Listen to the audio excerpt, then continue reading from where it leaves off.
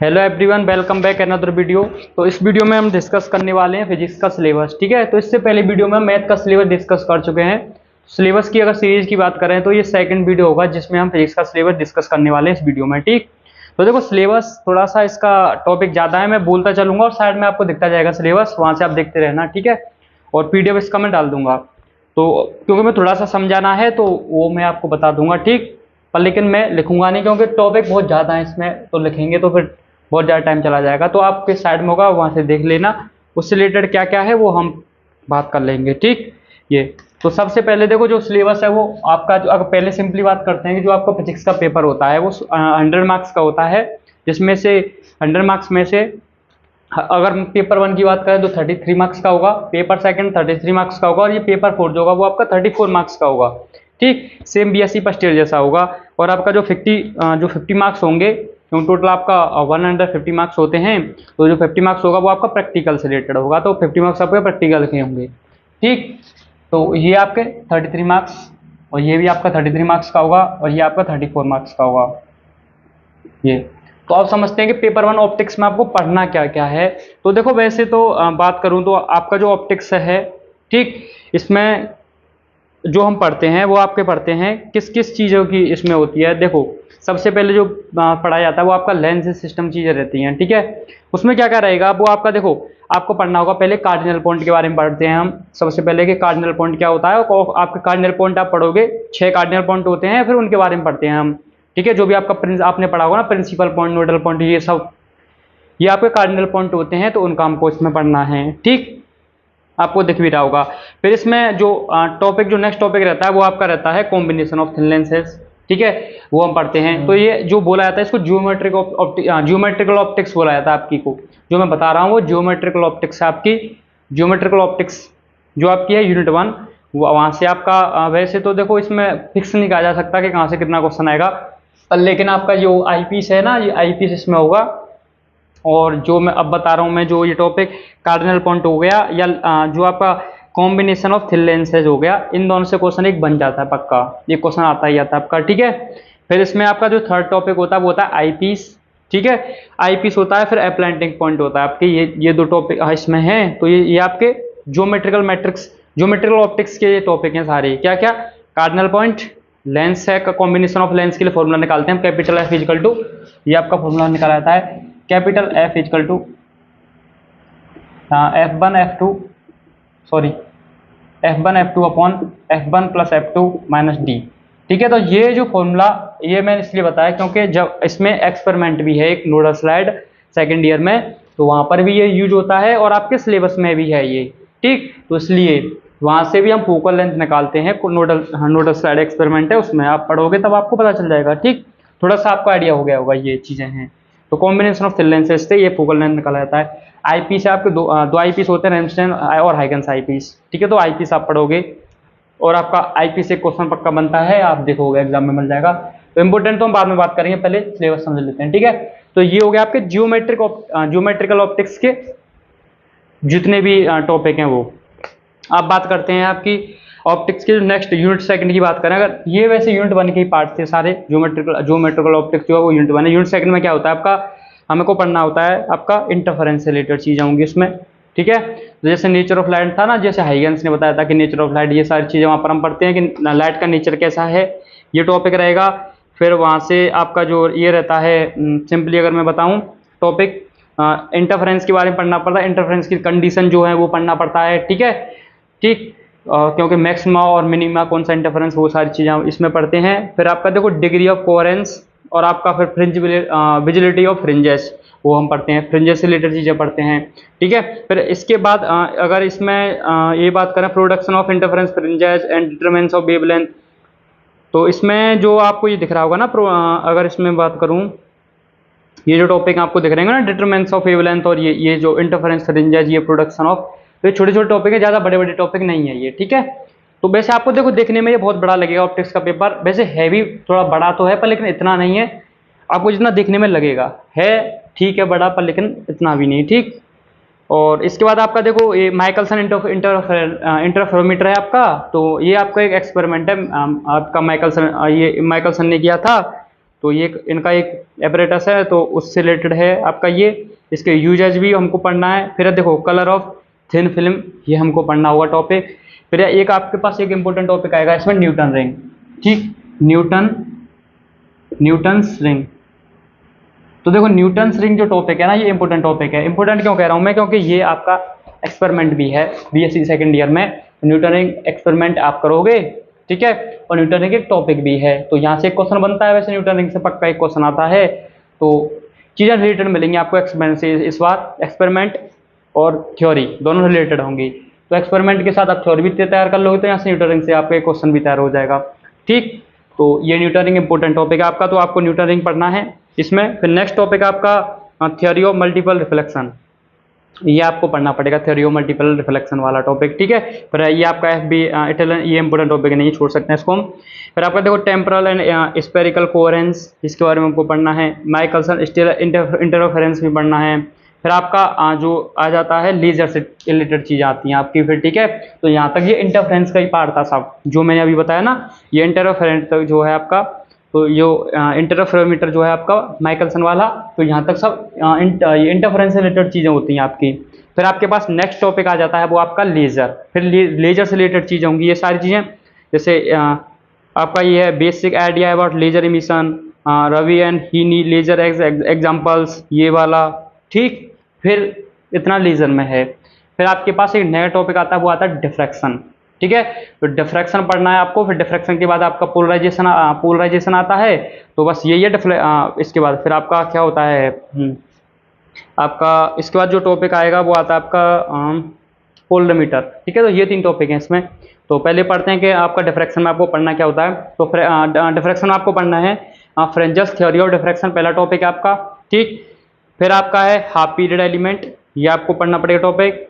Diffraction from colour obstacle and aperture. तो देखो ये थोड़ा सा ऐसे टॉपिक है, ये आपको अभी समझ में नहीं आएंगे, जब आप पढ़ोगे तभी आपको क्लियर होगा ये, ठीक है। पर लेकिन phalangeal of theory of diffraction ये थोड़ा थोड़ा आपने पढ़ा होगा 12th में, ठीक। फिर आप इसमें नया टॉपिक आपके लिए रहेगा जोन प्लेट, वो आपको पढ़ना है। यहाँ पर जोन प्लेट रहता है, डिफ्रैक्शन की टॉपिक है सारे, ठीक। Cornu spiral, Fresnel diffraction by straight edge and single slit वाला, ये टॉपिक इंपॉर्टेंट आपके लिए, ठीक है। फिर ये देखो इंपॉर्टेंट टॉपिक आपका है Fraunhofer diffraction by single slit and double slit, ये टॉपिक आपका इंपॉर्टेंट है, ठीक। इंपॉर्टेंट बाद में बात करेंगे, ये टॉपिक आपका हो गया यहाँ से, ठीक। उसके बाद आपका जो नेक्स्ट टॉपिक है ये थ्योरी ऑफ प्लेन ग्रेटिंग से टॉपिक रिलेटेड है। और विथ ऑफ प्रिंसिपल मैक्सिमा है आपका, railing creation of resolution, resolving power of prism से रिलेटेड चीज़ें हैं ये यहाँ पर। एफ ये होगा limit of resolution of telescope, concave grating and in mounting, ये सब रहेगा, डिफ्रैक्शन से रिलेटेड रहेंगी चीज़ें यहाँ तक।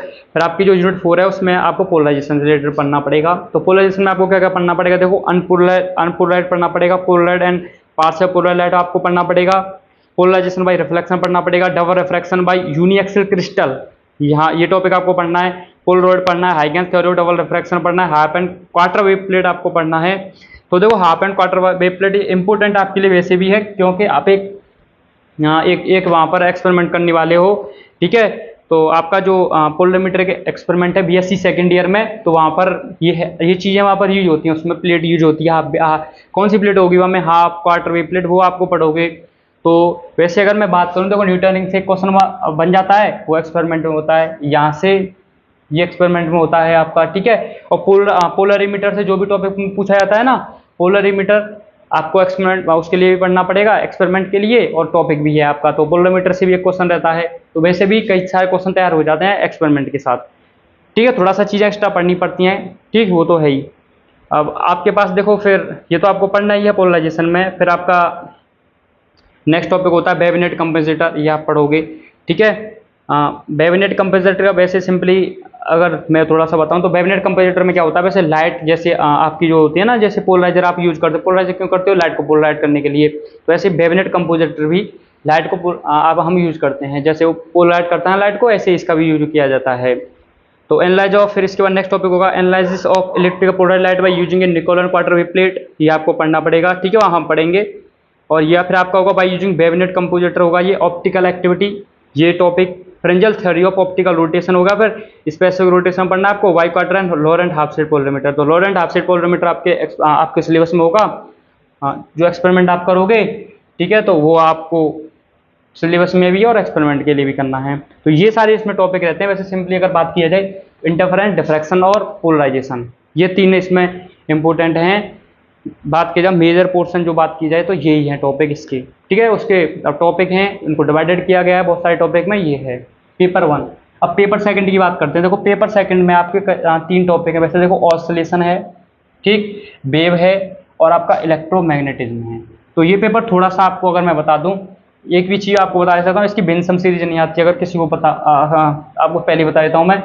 तो इसके जो क्वेश्चन का सॉल्यूशन है वो आपको वैसे मिल जाएगा, ठीक है सॉल्यूशन क्वेश्चन का। तो बेंसम में नहीं मिलता ना, वैसे न्यूमेरिकल इसमें रहता है। तो न्यूमेरिकल इस बार इसमें न्यूमेरिकल आया था क्वेश्चन, ठीक। तो इस बार वैसे इसमें कम न्यूमेरिकल पूछा जाता है, पर लेकिन इस बार न्यूमेरिकल आए थे और वैसे हर बार भी आता है, ठीक ठाक न्यूमेरिकल आता है, ठीक। तो ये पेपर सबसे लेंथी, अगर तीनों पेपर की बात करें हम, तो ये पेपर थोड़ा सा ये है, ठीक है। वैसे ज़्यादा टफ नहीं कहूँगा मैं, वैसे तो इसमें जो चीज़ें होंगी वो थोड़ी सी रिलेटेड ही होंगी जो आपने 12th में पढ़ा होगा। इलेक्ट्रोमैग्नेटिज्म में तो थोड़ा टॉपिक थोड़े से कुछ एक्स्ट्रा होंगे, लेकिन कुछ ऐसे टॉपिक भी होंगे जो आपने पढ़े हुए होंगे, ठीक।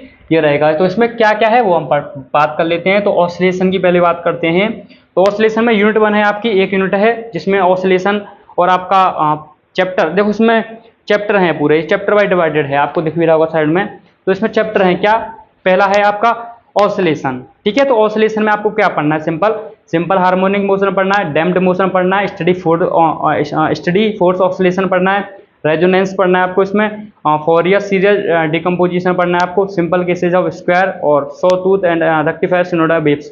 तो इसमें इंपॉर्टेंट टॉपिक की बात करूं मैं, अभी मैं बताता हूँ इसके इंपॉर्टेंट टॉपिक। तो इसमें आप damped motion, simple harmonic motion, ठीक है, और फोरियर सीरीज डिकम्पोजिशन, ठीक है, और ये 3 टॉपिक बहुत इंपॉर्टेंट है, इनको आप स्किप मत करना अगर कोई पढ़ना चाह रहा हो तो, ठीक है। इनको तो करना ही करना है आपको। तो आप तो अभी पूरा पढ़ने का ही ट्राई करना, वो तो बाद में करना कम जब कुछ भी हो, ठीक है, इंपॉर्टेंट जब बात करेंगे।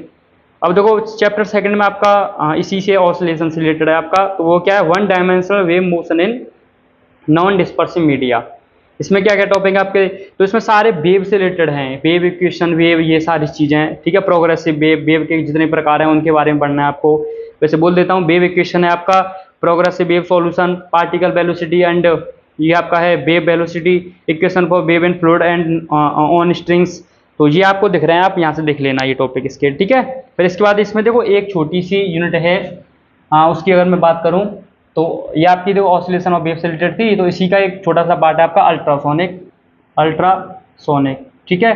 तो वैसे सिंपली बताता हूँ, अल्ट्रासोनिक आपका 6 मार्क्स का आता है और एक चैप्टर है, ठीक। तो अब अगर आप पहले से मैं आपको बता रहा हूँ, इसको आप तैयार कर लेना, इसमें ज़्यादा क्वेश्चन नहीं है, ठीक है। तो अल्ट्रासोनिक को तैयार करके चलना, 6 मार्क्स सीधा सीधा बन जाता है, कुछ एक्स्ट्रा पढ़ने की ज़्यादा जरूरत नहीं है। तो अल्ट्रासोनिक में देखो कितने टॉपिक हैं, जनरेशन है, detection, measurement of velocity and liquid और एप्लीकेशन, ये टॉपिक है बस, ठीक है। ये पढ़ना है आपको 6 मार्क्स। क्वेश्चन क्या आते हैं आंसर में देख लेना, वहाँ से पता चल जाएगा ये क्वेश्चन आ रहे हैं, ठीक। अब आपका देखो ये, अब बात करते हैं इलेक्ट्रोमैग्नेटिज्म, तो ठीक है। तो इलेक्ट्रोमैग्नेटिज्म से रिलेटेड अब आप जो भी चैप्टर हैं, ये बचे हुए चैप्टर हैं, वो इलेक्ट्रोमैग्नेटिज्म से होंगे आपके। तो इलेक्ट्रोमैग्नेटिज्म में पहला जो आता है वो आता है इलेक्ट्रोस्टैटिक्स एंड फ्री स्पेस। इसमें देखो बहुत सारे टॉपिक हैं, आपको दिख रहा होगा, वो आप देख लेना यहाँ से, ठीक है। फिर आपका इलेक्ट्रोस्टैटिक्स एंड डाइइलेक्ट्रिक, ये आपको पढ़ना है, चैप्टर नेम बोल रहा हूँ मैं, टॉपिक आप देख लेना, आपको दिख ही रहा है, वहाँ से पढ़ लेना। फिर आपका इलेक्ट्रिक करंट, ठीक है। तो इलेक्ट्रिक करंट बहुत छोटा है, इसमें 2-3 टॉपिक हैं, पढ़, ठीक। फिर आपका चैप्टर 7 है मैग्नेटोस्टैटिक्स, मैग्नेट से सारी रिलेटेड चीज़ें जो 12th में आपने पढ़ा हो ना, सारी चीज़ें इसमें यहाँ पर पढ़नी है आपको इन वेक्टर फॉर्म में, ठीक है। यहाँ पर आपका टाइम बेरिंग फील्ड है, फिर आपका चैप्टर 8, फिर आपका चैप्टर 9 है electromagnetic wave in free space, EMW, unit 5 है आपकी, पेपर 1 12th क्लास, ठीक है। वो आपको यहाँ पर पढ़ना है पूरा ये। अब बात करते हैं आपका ये 33 मार्क्स का हुआ। तो इलेक्ट्रोमैग्नेटिज्म बेस से देखा जाए तो इसका 33 में इसका, अब देखो इसके ज़्यादा चैप्टर हैं तो भूमिका आपको दिख रहा है, इसको इसके मार्क्स भी ज़्यादा ही होंगे, ठीक है। तो अगर आप सिंपली तैयार करोगे तो स्टडी की वीडियो हम बाद में बात करेंगे कैसे कैसे आपको तैयार करना चाहिए, पहले सिलेबस रिलेटेड करते हैं, ठीक है। तो अब आपका देखो ये पेपर है, इसमें पेपर 3rd में आपको देखो atomic and nuclear physics, 2 physics आपको पढ़ना है, atomic and nuclear physics. 12th की बात करूँ तो आपने दोनों मिला के ही पढ़ा होगा, ठीक है। वही 2-3 चैप्टर हैं जिसमें ये सभी पढ़ते हैं हम मिला के। तो एक चैप्टर इसका, एक चैप्टर इसका, तो यहाँ पर अलग अलग है आपका। तो एटॉमिक एंड न्यूक्लियर फिजिक्स है और कुछ टॉपिक एक्स्ट्रा भी होंगे, आपको पता है, तो वो आपको पढ़ना है। तो इसमें अगर मैं बात करूँ यूनिट 1, तो सिंपली देखो, इसमें अगर मैं पहले से ही बता देता हूँ, आपका न्यूक्लियर फिजिक्स 18 से 22 नंबर के बीच में पूछा जाता है, ठीक।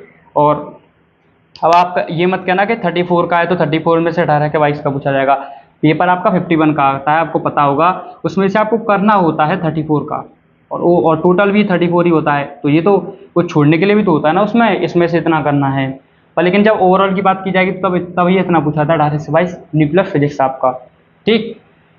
और फिर इनका भी ठीक ठाक रहता है आपका एटॉमिक फिजिक्स में। तो यूनिट 1 आपका जो बात करूँ मैं, ठीक, तो एटॉमिक फिजिक्स में देखो सिंपली मैं आपको बता देता हूँ, आपका एटॉमिक फिजिक्स जो है पहला यूनिट 1 जो है एटॉमिक फिजिक्स, उससे 2 क्वेश्चन आएंगे, ठीक है।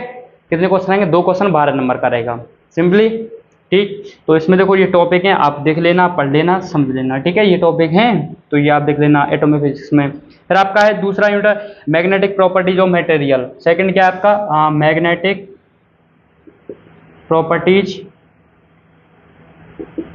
ऑफ मटेरियल, ठीक है। तो यहाँ से आपका एक क्वेश्चन आता है, सिर्फ ओनली एक क्वेश्चन आएगा 6 मार्क्स का, ठीक है। तो ये यूनिट आपकी 6 मार्क्स की रहती है, एक टॉपिक रहेगा, एक क्वेश्चन रहेगा, सिंपली ये समझ लो।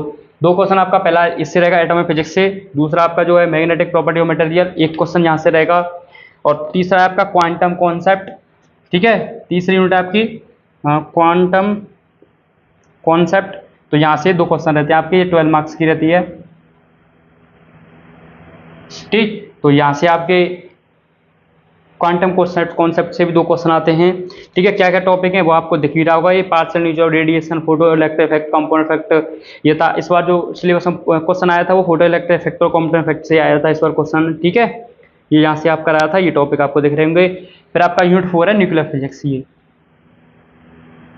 तो न्यूक्लियर फिजिक्स से भी 2 क्वेश्चन ही रहता है, वैसे देखा जाए तो भाई करने के लिए तो कुछ एक्स्ट्रा होता है ना, 2 क्वेश्चन यहाँ से भी रहता है, दिख रहा होगा आपको। 2 यहाँ से रहेगा, 2 एटॉमिक से रहेगा, और फिर आपका 2 क्वांटम से रहेगा, तो 2 4 6, और एक इससे रहेगा आपका मैग्नेटिक प्रॉपर्टी 7 क्वेश्चन, और एक पहला क्वेश्चन होता है 8, फिर आपका शॉर्ट नोट्स में आ जाता है, ठीक है। तो शॉर्ट नोट्स में सबसे मिला के रहता है, ये रहता है आपका, ठीक। तो सिंपली आपको ये दिख रहे होंगे ये टॉपिक। तो न्यूक्लियर फिजिक्स वो आपके ऊपर है कि आप क्या क्या पढ़ना चाहो। तो न्यूक्लियर फिजिक्स में क्या क्या टॉपिक है वो मैं आपको बता देता हूँ एक बार।